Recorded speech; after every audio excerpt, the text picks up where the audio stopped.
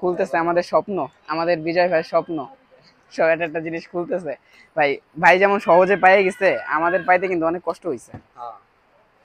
আমরা যেভাবে আনছি, মানে এক একটা কেনার জন্য যে পরিমাণ কষ্ট করছি,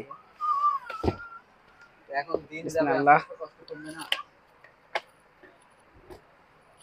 উফ, কি জিনিস! একটু চার্জ করতে হবে কিন্তু এখন, হ্যাঁ? একদম নাই, না এখন মিল আছে তো, চার্জার তো এটার ভিতরে না, একদম নাই। একদম নাই। মারেন মারেন মারেন।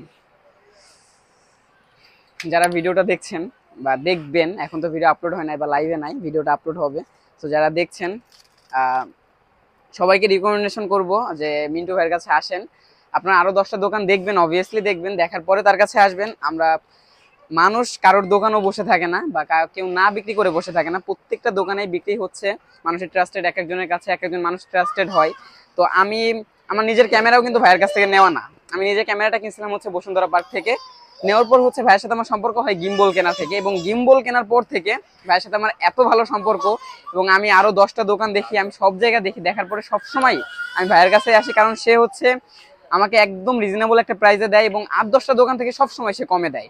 এবং এই যে আজকে আমার মাধ্যমে বিজয় ভাই আসছে, আপনারা আসবেন, আপনাদের সেটা ভালো লাগবে, এরপর আপনারা আরেকজনকে আনবেন, এভাবে আসলে আস্তে আস্তে কমিউনিকেশন বাড়ে, তারপর কনভারসেশন বাড়ছে।